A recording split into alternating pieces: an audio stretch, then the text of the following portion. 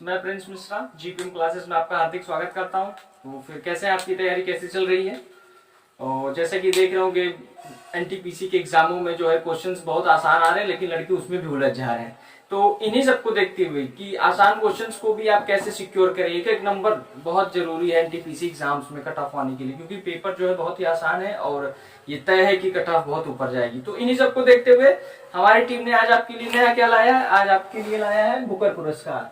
जितने भी लिटरेचर के बुक पुरस्कार हैं वो सब आज लाए, क्योंकि अभी देखिए एक एक क्वेश्चन इसमें आ रहे हैं। तो आप ये जो वीडियो बहुत छोटा वीडियो रहेगा, आप छोटे से वीडियो में एक नंबर अपना सुनिश्चित कीजिए। तो आइए देखते हैं। तो चलिए आइए देखते हैं फिर क्या है आज। आज जो है सारे बुक्स के पुरस्कार देखेंगे। तो पहला बुक क्या है हमारा, स्वच्छ भारत रिवॉल्यूशन। स्वच्छ भारत रिवॉल्यूशन ये किसने लिखा है? परमेश्वर अय्यर ने लिखा है। Our only homes the climate किसकी रचना है? दलाई लामा। दलाई लामा को जानते हैं आप, बौद्ध धर्म के बहुत महान गुरु हैं दलाई लामा। ठीक, इस बार के लामा कौन है? ये दलाई लामा जी। ठीक, और अमेजिंग अयोध्या ये किसकी रचना है? नीना रॉय की रचना है। ठीक, इसके बहुत चांस है आने की, अमेजिंग अयोध्या की। तो द टेस्टामेंट किसका है? मार्गरेट एटवुड का। अच्छा, इससे पहले और एक चीज जान लेते हैं, ये मार्गरेट एटवुड और बर्नार्डिन एवरिस्टो, इन दोनों को क्या मिला है? दी बुकर प्राइज मिला है।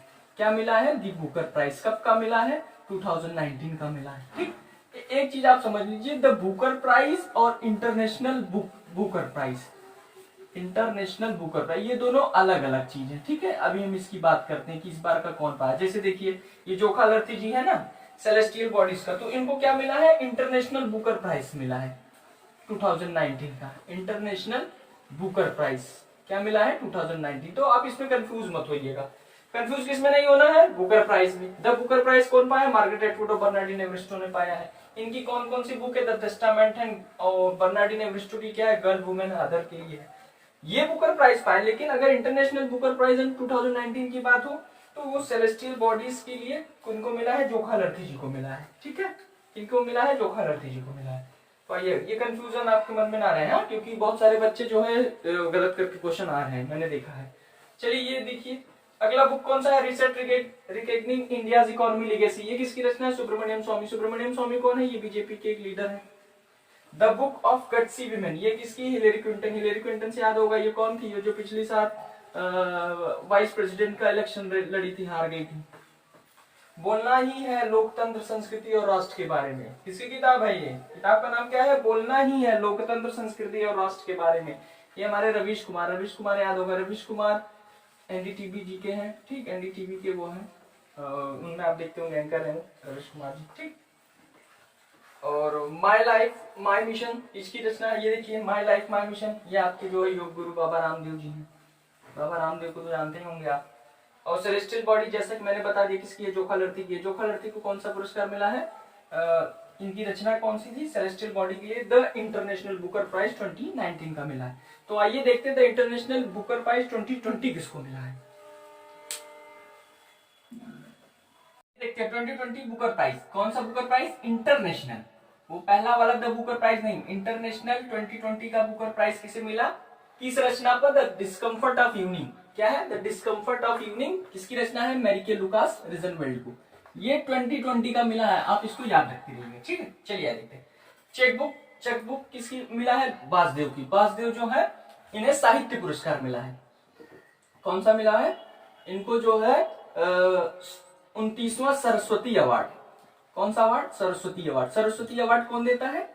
के बिरला ग्रुप देती है। कौन देता है? के बिरला ग्रुप। ठीक, चेकबुक रचना क्या है कि चेकबुक ये क्या है? शॉर्ट स्टोरी है। क्या है? शॉर्ट स्टोरी, लघु कथा जिसको कहते हैं। किसकी रचना है? वासुदेव मोही को। उनको 29वां सरस्वती अवार्ड के बिरला कब? 2019 में दिया गया है। अगला देखते हैं एन एरा ऑफ डार्कनेस। क्या है? एन एरा ऑफ डार्कनेस किसकी रचना है? शशि थरूर जी की है। शशि थरूर जी को कौन सा अवार्ड मिला? अभी शशि थरूर को व्यास अवार्ड मिला। कौन सा? साहित्य अकादमी अवार्ड मिला। कौन सा मिला? साहित्य अकादमी 2019। लेकिन इस भाषा में मिला, इंग्लिश में मिला। इस भाषा में मिला, इंग्लिश में मिला। तो हिंदी में किसको मिला? हिंदी में नंदकिशोर आचार्य जी को मिला। किसको मिला? इंग्लिश में शशि थरूर को मिला। उनकी रचना क्या थी? An era of darkness. तो हिंदी में किसे मिला? नंदकिशोर आचार्य जी को। उनकी रचना क्या थी? छीलते हुए अपने। ठीक है, ये कब के हैं? ये 2019 के। 2019 कौन से पुरस्कार? साहित्य अकादमी पुरस्कार। अगला देते हैं कागज की नाव। इसकी रचना है नासिरा शर्मा को। ये कौन से अवार्ड से जानी गई? ये 29वां व्यास अवार्ड। कौन सा अवार्ड? व्यास अवार्ड 2019। कौन सा नंबर था? ये 29वां था। ठीक, एक चीज देखिए, 29वां कौन था? सरस्वती का भी था। ठीक, 29वां व्यास का भी था 2019। व्यास कौन देता है? ये भी के बिरला ग्रुप देता है। तो आपको ये याद करने में आसानी होगी। और आप जरूर, मैं कह रहा हूँ ध्यान से देखिए, ये सब क्वेश्चन आ रहे हैं। ये सब क्वेश्चन क्या है? ये सब क्वेश्चन आ रहे हैं। अगर आपने मिस किया है फिर तो गड़बड़ है, फिर आप ही का नुकसान है। तो कागज की नाव रचना किसकी है? नासिरा शर्मा जी की है। और इनको 29वां व्यास 2019 मिला। देता कौन है? के बिरला ग्रुप देते हैं। चलो आगे देखते हैं। ए सॉन्ग ऑफ इंडिया किसकी रचना है? ए सॉन्ग ऑफ इंडिया किसकी रचना है? रस्किन बॉन्ड की। रस्किन बॉन्ड है वो, रस्किन बॉन्ड को पता है ना, ये वो जो बच्चों के ऊपर कथाएं लिखते हैं, कहानियां लिखते हैं। इनकी एक और रचना क्या है? होप। इनकी एक और रचना क्या है? Hope on. ठीक, होप ऑन माई ट्रेवलिंग करके है। ठीक, ये किसकी रचना है? इनकी रस्किन बॉन्ड की है। अगला देखते हैं, ओवरडॉफ सेविंग द इंडियन सेवर। रचना का नाम क्या है? ओवरडॉफ सेविंग द इंडियन सेवर। ये किसकी है? उर्जित पटेल। उर्जित पटेल कौन है? याद आया? उर्जित पटेल हमारे क्या है? हमारे जो है एक्स गवर्नर थे। इस समय गवर्नर कौन है? आरबीआई के। आरबीआई के क्या थे? एक्स गवर्नर थे। इस समय कौन है? शक्तिकांत दास जी हैं। उर्जित पटेल जी कब थे? अभी एक एनटीपीसी में प्रश्न आया था ना कि नोटबंदी के टाइम कौन गवर्नर था? तो कौन था? उर्जित पटेल जी थे। ठीक है, याद है नोटबंदी कब हुई थी आपको? देखते अगला क्या है? मसीहा मोदी अ टेल ऑफ ग्रेट एक्सपेक्टेशन। रचना का नाम क्या है? मसीहा मोदी। मोदी जी के ऊपर लिखी गई रचना है अ टेल ऑफ ग्रेट एक्सपेक्टेशन। ये किसने लिखा है? तवलीन सिंह ने। तवलीन सिंह कौन है? तवलीन सिंह हमारे देश की मतलब नोबेल पत्रकार है, प्रतिष्ठित क्या है? पत्रकार है। तो तवलीन सिंह। चलिए, आशा एंड स्प्रीट बर्ड, ये किसकी रचना है? जसविंदर बिमल जी की रचना है। A new India selected writings. A new India selected writings किसकी रचना है? अरुण जेटली जी की। अरुण जेटली कौन थे? हमारे पूर्व वित्त मंत्री। ठीक, 2016 में हुई थी। ये मैंने आपको हिंट दे दिया। आप इसको क्या बताएंगे? आप इसको कमेंट में बताइए। डेट बताना है आपको, डेट और मंथ कौन सा था। ठीक है,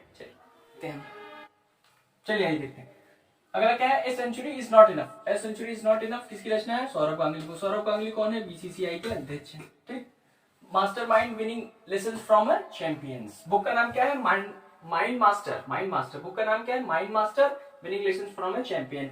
कौन लिखा है इसको? कौन रचनाकार है इसका? विश्वनाथ आनंद। चलिए बताइए, विश्वनाथ आनंद किस खेल से हैं? बताइए किस खेल से हैं ये? किस खेल से हैं ये? शतरंज से हैं। किससे हैं? शतरंज से।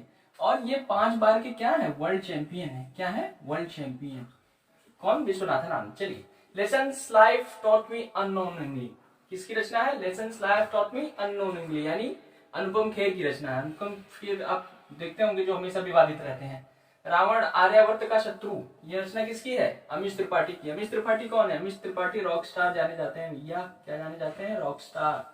किसके रॉक स्टार? वो टंटन वाले नहीं, ये बुक के रॉक स्टार, लेखकों में रॉक स्टार जाने जाते हैं। इनकी एक और रचना है, कौन सी? सीता। सीता द योद्धा ऑफ मिथिला। द योद्धा ऑफ मिथिला। ये क्या काम करते हैं? पौराणिक कथाओं को लेकर उनको एक नया रूप देते हैं, इसलिए इनको क्या कहा जाता है? रॉक स्टार कहा जाता है। कौन है ये? अमीश त्रिपाठी जी है। इनकी रचना क्या है? रावण आर्यावर्त का शत्रु। इससे पहले इनकी फेमस कौन सी रचना हुई थी? सीता द योद्धा ऑफ मिथिला।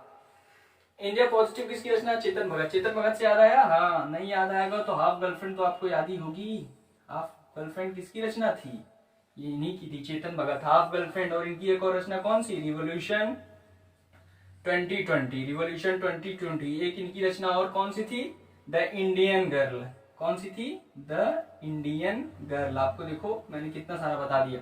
चेतन भगत, इनकी रचना कौन? India positive. इनको एक बार और वो मिला है, फिल्म फेयर अवार्ड भी मिला है बेस्ट, किसके लिए? बेस्ट स्टोरी राइटिंग के लिए। ठीक है, चेतन भगत। ठीक, आगे देख।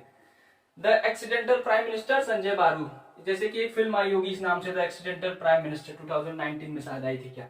ये संजय बारू। ये किसके ऊपर है? किसके ऊपर लिखा गया? मनमोहन सिंह। मनमोहन सिंह। मनमोहन सिंह कौन? वही हमारे पूर्व प्रधानमंत्री जो कभी बोले नहीं लेकिन बोले। कब बोले? चेंजिंग इंडिया में बोले। चेंजिंग इंडिया, लेकिन बोले भी नहीं, इसमें भी नहीं बोले, उन्होंने लिख के दिया। उनकी बुक का नाम क्या है? Changing India. कौन लिखा है? मनमोहन सिंह जी। ठीक है। सेक्रेट गेम्स आपने कभी न कभी देखी होगी, विक्रम चंद। ये किसके लेखक थे? विक्रम चंद जी थी। उनकी बुक था सेक्रेट गेम्स और उसी पर ये सीरीज बनी थी। Exam warriors. एग्जाम वॉरियर्स कौन? माननीय नरेंद्र मोदी जी, हमारे देश के भावी प्रधानमंत्री हैं। भावी नहीं, इस समय के प्रधानमंत्री। ठीक, तो उनकी रचना क्या थी? Exam warriors. ये एग्जाम वॉरियर्स किस ओरिएंटेड है? ये बच्चों के मतलब बच्चों को जो है एग्जाम से कैसे उनको लड़ना है उसको लेकर है, ठीक है। A brief history of times, Stephen Hawking. Stephen Hawking की रचना क्या है? A brief history of times. Stephen Hawking कौन है? यही भैया जिन्होंने हमें ब्लैक होल बताया था। क्या बताया था? ब्लैक होल बताया था। आपको पता है ब्लैक होल का है, मुझे जरूर बताइए। इम्परफेक्ट, ये कौन है? संजय मांजरेकर जी। इनकी रचना क्या है? इम्परफेक्ट, ठीक।